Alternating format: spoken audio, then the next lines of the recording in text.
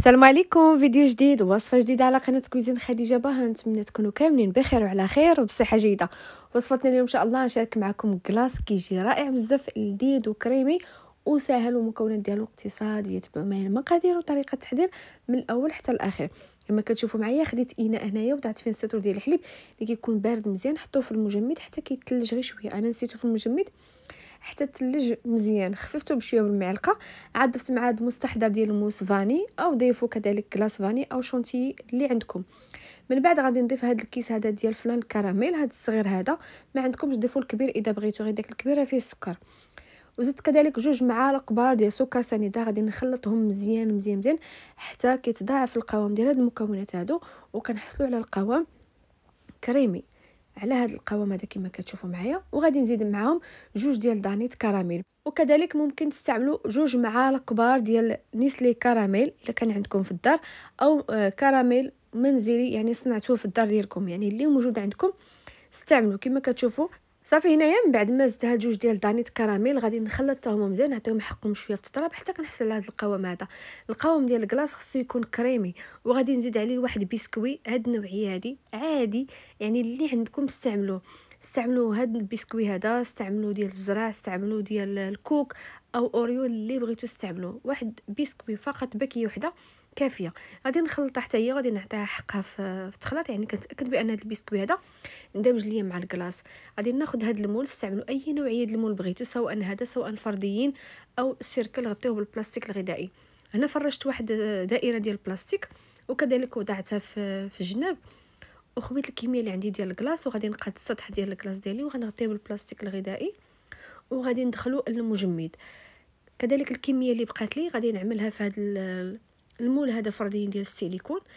تزيين يعني غادي نزين به الكلاص ديالي. تزيين دائما كيبقى اختياري، زينوا باللي عندكم. حتى الا ما بغيتوش تزينوا غادي تخويو الكميه كامله اللي عندكم في الكلاص في المول ديالكم. نعاود نقول لكم، سواء درتوا هذا المول هذا اللي استعملت انايا او سيركل او المول ديال السيليكون، يعني اللي بغيتو استعملوه. الا استعملتوا بحال هذا المول هذا اللي درت، خصكم ديروا الورق ديال الطبخ من التحت، يعني قطعوا واحد الدائره ومن الجناب كذلك، او شي بلاستيك يعني اللي بغيتو. داك الغدويد اللي عندكم استعملوه.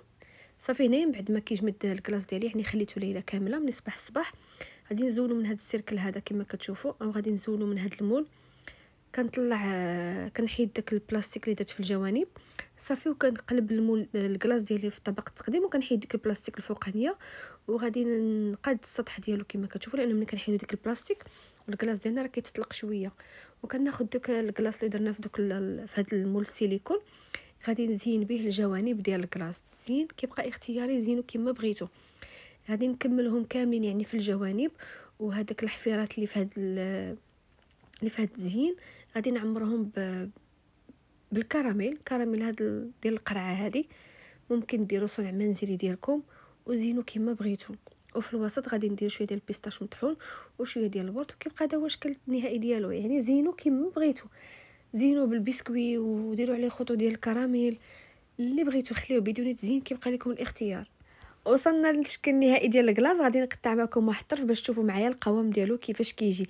انا لقيتها فاش كنت كنزين الكلاص كيدي شويه الوقت، يعني التزيين كيدي شويه الوقت، رجعته للمجمد باش غير يشد ليا راسو شويه، بما نبغي نقدمه معكم باش تشوفوا معايا الشكل ديالو النهائي كيفاش كيجي. يعني كتبان لكم ديك البروده او داك الدخان خارج من الكلاص.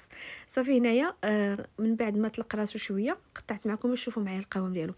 كلاص ملي تبغوا تقدموه للعائله ديالكم او وليداتكم او الضيوف ديالكم، ضروري ما تخرجوه من المجمد بواحد 5 دقائق ديال المكانه، يعني خصكم تقدموه وهو طالق راسو شويه، يعني ما تناولوش وهو باقي قاصح. وصلنا لنهايه ديال الفيديو. شكرا جزيلا على حسن المتابعه، نتمنى يعجبكم وتقدموا الوصفه للعائله ديالكم الضيوف ديالكم، يعني نتمنى تجربوه وانا متاكده غادي يعجبكم. وكذلك ما تنساوش تشاركوا الوصفه مع الاصدقاء والاحباب ديالكم. شكرا جزيلا على حسن المتابعه، دمتم في رعايه الله، والى اللقاء فيديو جديد ووصفه جديده ان شاء الله، والسلام عليكم.